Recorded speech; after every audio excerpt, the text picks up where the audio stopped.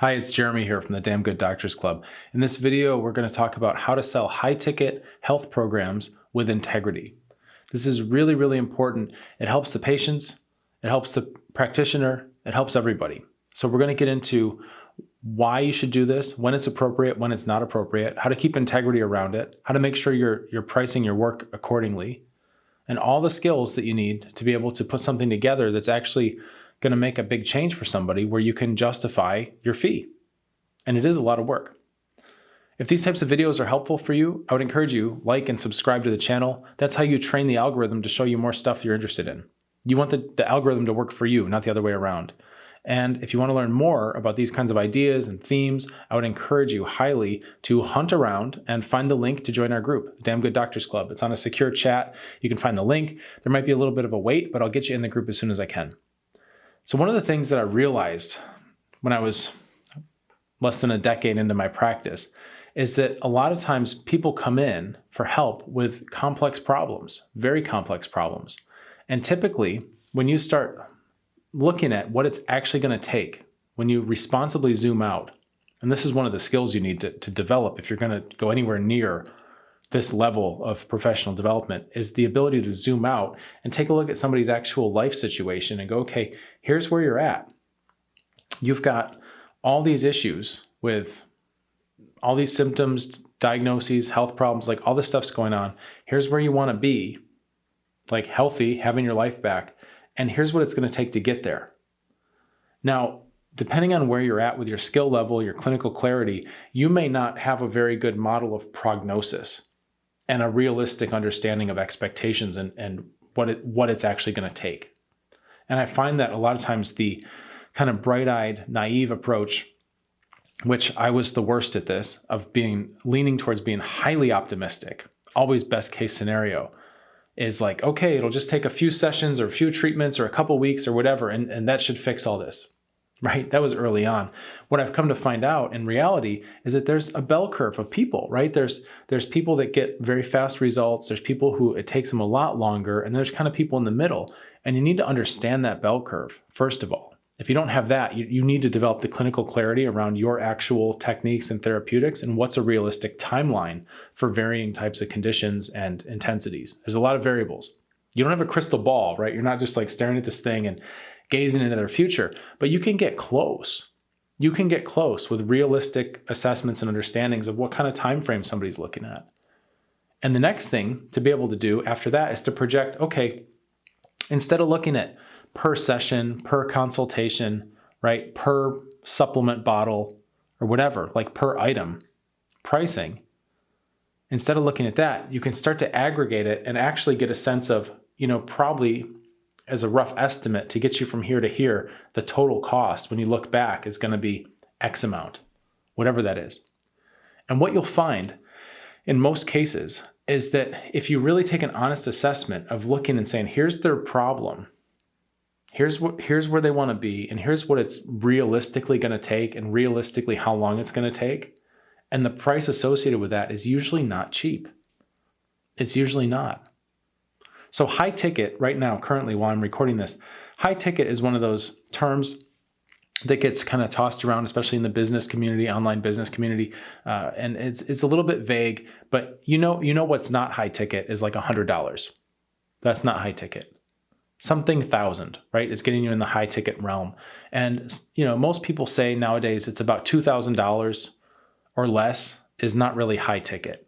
Meaning most people will invest in a solution that's under $2,000 without really, having to strategize about the price or like really think about it. Not this disposable money or that you should you have to respect all money, basically all prices of things. They're all investments, and I respect all of that.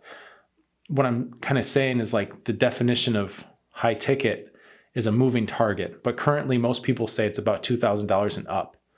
And the reason why is because it's where the point of decision goes like, I want to do this. I think it's important. And that's an amount of money that I'm going to be investing in this. So I want to consider it, right?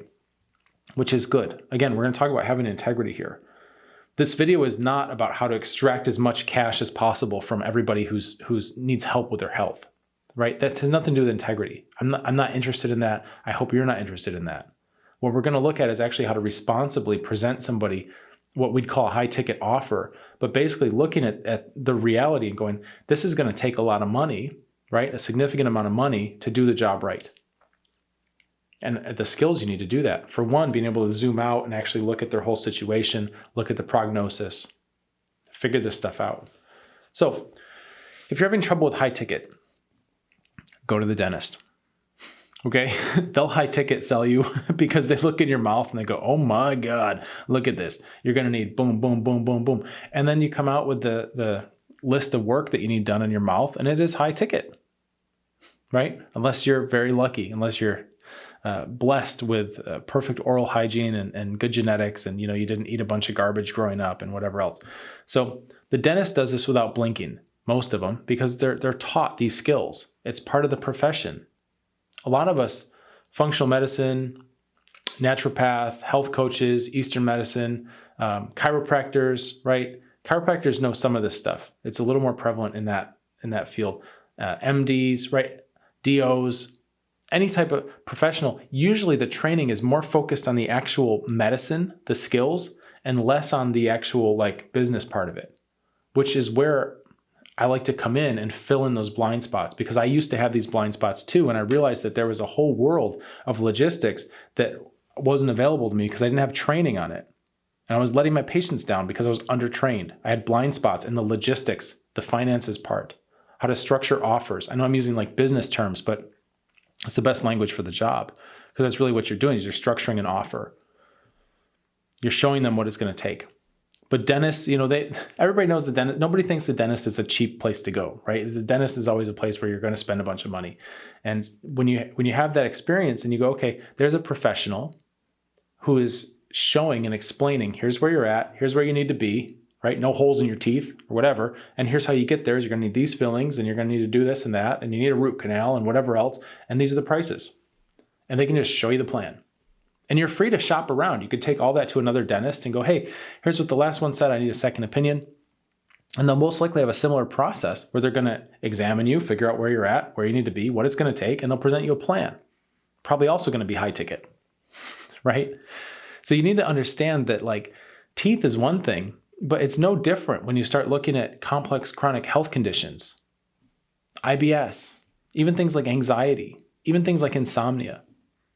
And that's one of the caveats I'd say. If you want to get into the realm of high ticket, don't pick a problem that's a low ticket problem. And I'm going to make a silly example, but if your specialty is pulling splinters out of people's feet, that's not a $5,000 job. That's not a $10,000 job, right? That's something that your mom does or your dad does or whatever.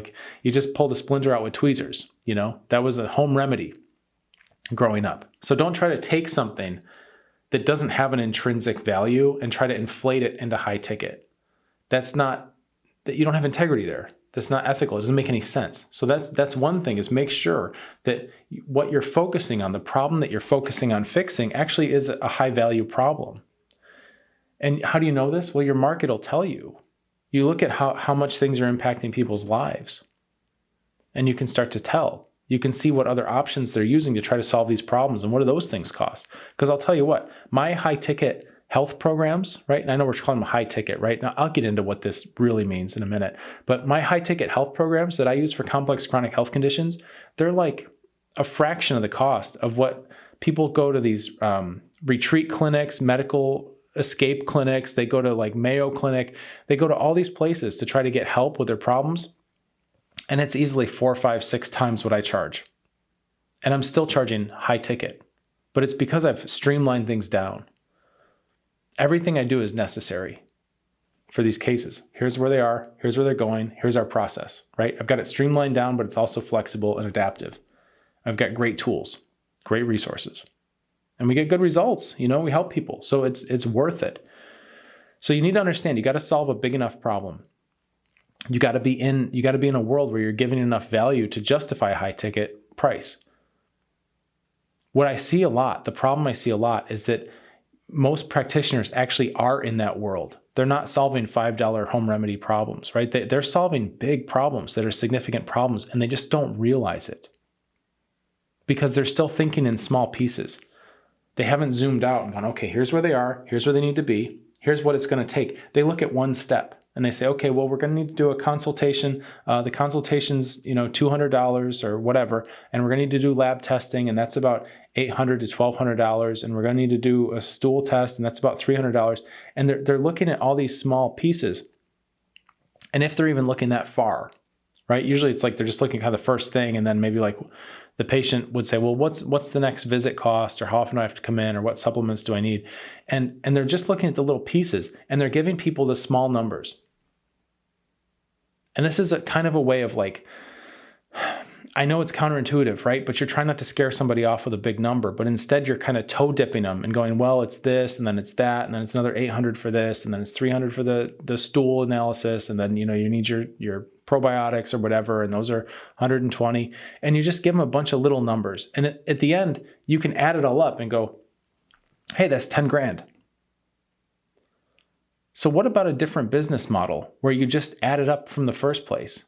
Because if you're framing your patient with these smaller numbers, it's like this kind of 10,000 cuts, right? The old torture method, 10,000 paper cuts to kill you, right? One tiny drop of blood each time. And all of a sudden, you die from a paper cut, but it was the 10,000th one.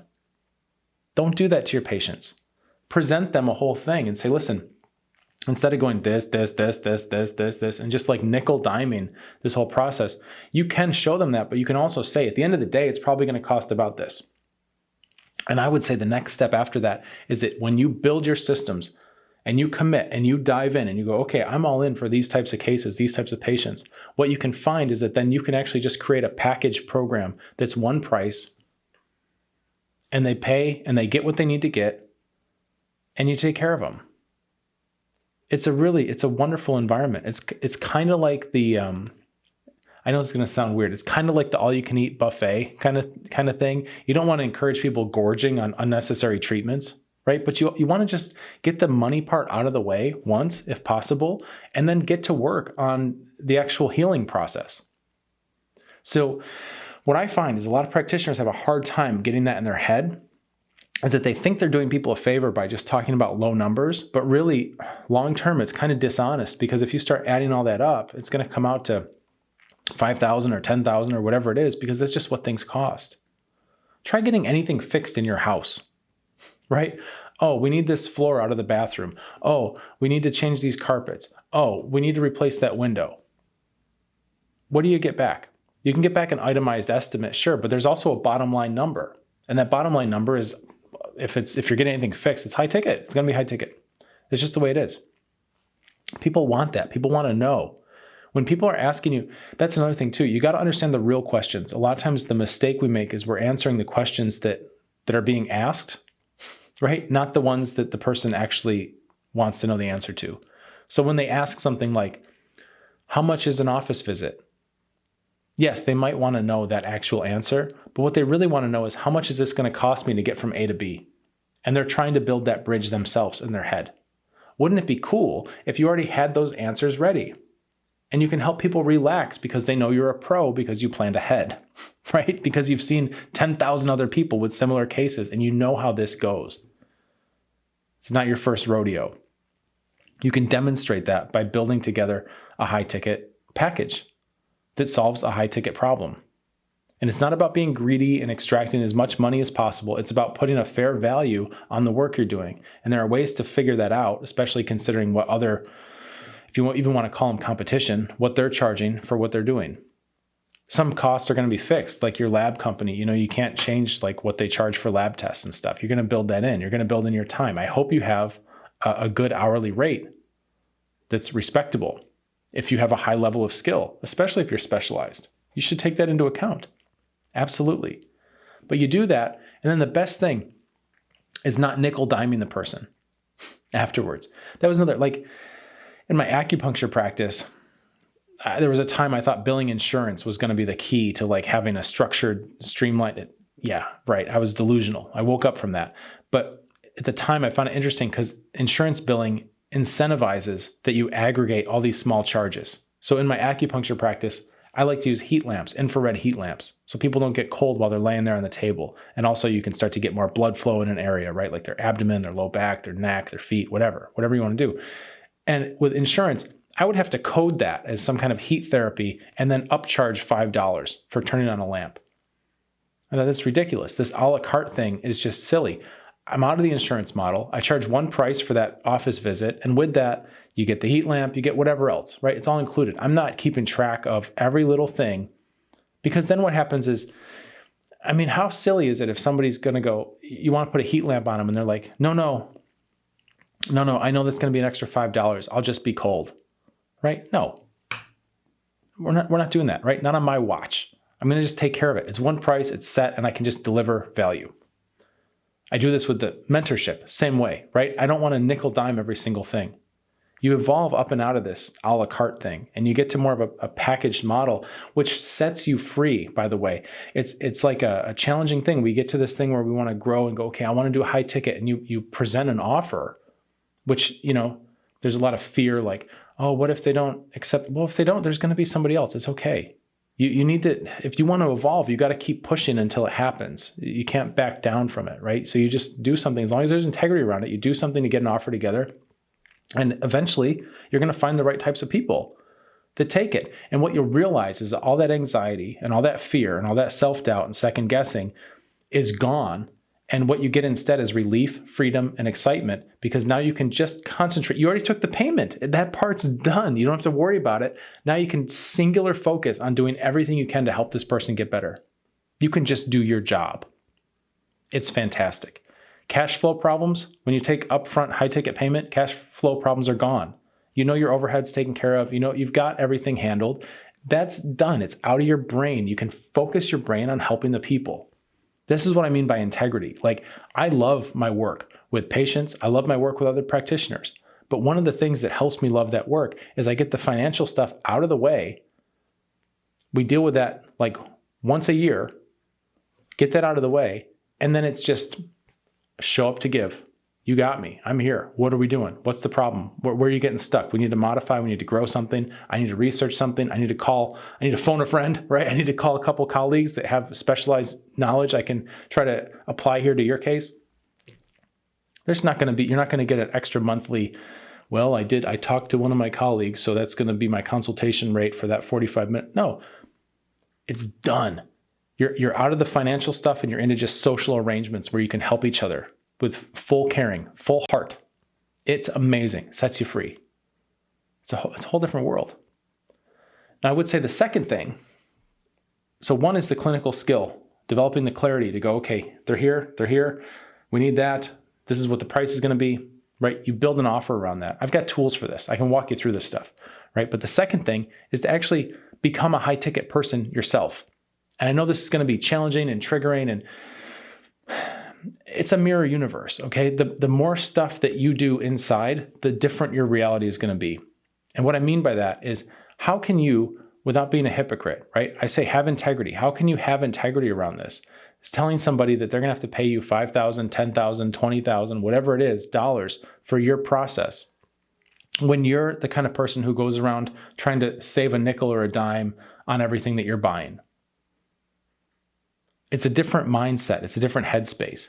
If you're the kind of person who already invests in yourself, mentorship, right? Advanced trainings, any kind of tool or equipment you need, right? Go try to buy a cold laser therapy unit. Tell me how low ticket that is, right? You start to buy this stuff.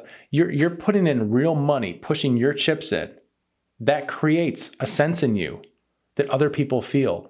That you don't mess around, right? That you're serious. You're a high ticket person. You spend high ticket money on real things that have real value, that are going to add value to your life or to your work. And you're that kind of person. Now, when you deal with other people, they see that, they recognize that. They go, oh, wow, this is refreshing, right? Because you don't want to have the two-way incongruity where when it comes to selling stuff, you're like, oh, you've got to give me high ticket, all this, we want to get the whole package, program, all that paid in. And then you turn around and you're very miserly and also trying to get everything you can out of every other transaction. You've got to have integrity. You've got to become the kind of person that you want to work with. And again, that's scary. That's scary. I did an experiment with, my wife, always my wife, right? She's so smart. I said, I'm working on my mindset with some things. This was a long time ago. I said, I'm working on my mindset with some things, and I want to make sure that I'm evolving up in the right way so that the people I'm working with, so there's not any of these little loose ends. And she said, yeah, you know what you should do? She says, you got to cut that shit out with the broccoli. I said, what are you talking about? She goes, every time you go to the store and buy broccoli, you don't like eating the stems, and you pay for it by the pound. So you always break the stem off and throw it back in the thing, and you just take the crown home, right? She goes, you're being cheap at the grocery store. You act like that there, it's going to be everywhere with you, and you're holding yourself back, right? Just buy the broccoli. Just buy it as is. Deal with it, And I said, yeah, you're right. So I started doing that as a personal practice. Isn't that interesting, right? Investing a little bit of money in some useless broccoli stems to teach myself a lesson, to subconsciously boost myself up. And I became a different person. My interactions changed. The types of conversations I was able to have changed. When patients ask me questions, right, about, oh yeah, well, I don't really want to commit to this whole thing, and now this becomes a weed out process because they're like, I want your help. And you go, okay, great. Here's where you are. Here's where you need to be. I'm a freaking professional. I've done this a million times. Here's what it's going to take. Here's what that costs. And for whatever reason, and there's a myriad of reasons, and they're all valid, and it's okay, right? But they would say, well, and they start kind of balking at the price, even though it might not be the price at all that's putting them off. It might be that actually, and this isn't everybody, but it might be actually that they feel that you can actually help them change, and that's scary because they thought they wanted help until they realized they might actually get it. And then they're like, ooh, I kind of like being sick, right? For my own reasons. People have that. It's okay. I respect it. I'm not here to, change anybody's mind. But that becomes a filter. So now instead of that conversation could go two ways, right? Somebody says they're really playing kind of games with their secondary gains and going, well, what I want to do is I want to try you out first, and I want to just dip my toe, and it's going to be up to you what you do with that. But if you take that option off the table and you say, listen, I only work with people that are committed and ready to go. If you have more questions or anything you need that'll help you understand and have confidence in our process, I'm happy to provide that. If it's confidence in yourself, that will come. That's normal. A lot of times people don't have a ton of confidence in themselves that they can actually do the thing to get better, right? And that's fine. We work with that. But if there's really something else going on, then come back when you're ready, right? It's just not a good fit. And that's okay. You become clean. Otherwise, you're going to find yourself negotiating, going, well, I'm the kind of person who breaks off the broccoli stems, so I can also break off some of these other treatments and stuff. And yeah, we'll just do the bare tiny minimum to have a working relationship, and I can get that $100 or whatever from you. And what happens with that long term, right? What happens? Is that going to be a long-term patient or client who actually goes through your process and becomes thrilled that they worked with you and that refers their friends? Or is it going to become somebody who tried you and you didn't help them, and now they can say, well, yeah, I tried them. They're not very good. What you do with this perspective is up to you. And I'm giving you two extremes, right? There are other extremes. There are people who do need to dip their toe. They need to dip their toe in a little bit and really feel that you're real and that you know what you're doing. And I would also say the best way to help those people is to not charge them anything, is to have built into your fractal systems ways where they can be in your world and feeling it for nothing. Nothing. I don't need that $100. I don't want it. Not at all. I'm here to give, and when you're ready to jump in for real, let's do it. That keeps my interactions super clean. You can do what you want with that, but I would say your second thing is to become a high-ticket person yourself. Invest in yourself. Don't be miserly. Don't be scared. If you're scared about money, they're going to feel it. You're going to project. You will. You got to set yourself free. How can you do that? Well, either be the kind of person just decide, okay, I'm going to stop snapping the stems off the broccoli, right? Do something bigger, like jump into a mentorship that you believe in, right? That's another one. Or look at all the things you've already done. You probably are a high-ticket person and you don't know it. For example, do you have any kind of training as a health professional? Was that free, right? Or was it $50 of a correspondence course you took? No, you're paying high-ticket prices to get your training, to get your education. You've already invested in yourself. Connect the dots. Realize that. When you go to school, I went to school for Eastern medicine, but any of them, naturopath, if you want to learn how to be, functional medicine certified, there's going to be a program or a plan that says, hey, you're here. You need to learn this stuff and become a professional. Here's what it takes. These are the courses. This is the price, right? Just recognize you've been through that whole deal already. Now have integrity. Start to see it in different facets of your life. And give it some oxygen, like let it breathe, let it grow, let that force within you grow so that you can now become that kind of person who owns that. You ever buy a car? It's high ticket. You've done it, right? You've got education, you've got a car, you bought a house, that's high ticket, right? You don't buy your house like per brick or per 2x4, right? You buy it as a unit. It's a ton of money. You commit.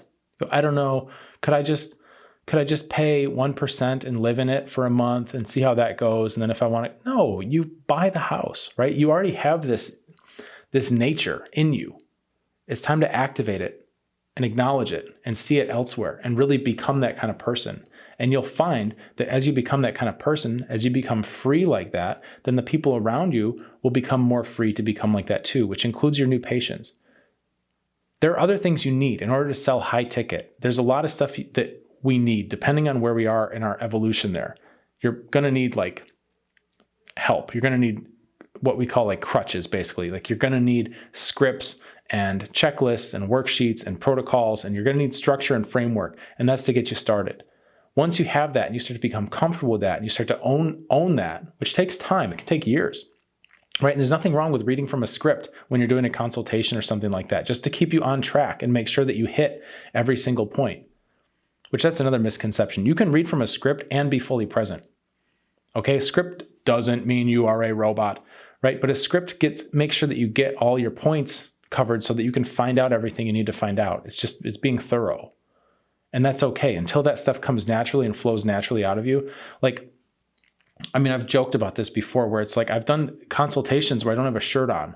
A couple times, like new patients come in and it's like, there's different contexts. And once I was in the middle of getting acupuncture myself, and I was in this office, like there was a bunch of different practitioners, and I think somebody came in, wanted to know about acupuncture, and they just sent them back to my room. They thought I was in my office just like reading or something, but I was actually getting a treatment from another practitioner. So they came in to talk to me, and I'm already, I'm half naked, face down in the table cradle thing on my face. I'm getting needles in my back, and this person's coming to ask me about acupuncture. And I just answered all their questions because I couldn't move my neck because I had needles sticking out. And, I'm half naked, not even looking at them, answering their questions. And because I know how to do a consultation, that person signed up, became a great patient. I didn't even know what they looked like until the next time when they came in for their appointment, because I was talking to the floor because my head was stuck in the thing. You start to own these processes more and more. It doesn't matter. It doesn't matter where you are. It doesn't matter if you got needles in your neck. It doesn't matter if they can see your nipples. There was another time I was swimming at a lake. I came out from the lake. I was doing a cold plunge, and one of the other swimmers, this lady, came to talk to me because somebody told her that I could help her with a health thing, right? So she comes to talk to me, and I'm freezing and, just stand there with a towel around my waist, doing basically her initial consultation in 30 seconds. Yeah, okay, we'll get you scheduled. Bum, bum, bum. All set. Very natural. I didn't need to, hang on, let me dry off my nipples and pull out my script, right? You internalize this stuff over time, but it's normal to start with checkpoints. You've got to know the framework. You've got to know the rules so that then you can kind of play and break the rules. And there are rules to high ticket. There absolutely are rules. But I'm giving you a couple really good kind of guideposts here. Is zoom out like a professional and get the whole picture, where they are, where they're going, what it's realistically going to take, and don't sugarcoat it. Don't sell yourself short either. You're not going to win on price. The only way to win on price is to go, it's only going to be for the first visit, and you nickel dime and do the a la carte thing, and you really don't win. There's a Seth Godin quote. I'm pretty sure it was Seth Godin who said the problem with the race to the bottom in terms of price, the problem with the race to the bottom is you might win. So don't play that game. Just look at the real value of what it is you're doing and present that. Say, here, this is what I've got for you. And the second thing is become a high ticket person, not just a person who sells high ticket, but a person who thinks like that, invests in themselves, does what they got to do, and doesn't sweat the details about broccoli stems. So if this video has been helpful for you, I would recommend jump into our group. If you can, find the link, go through. We've got an introduction form. There might be a bit of a wait. We keep it small and cozy, and sometimes there's a wait, but I'll get you in as soon as I can. Okay, so that's how you sell high-ticket health programs with integrity. Get to work.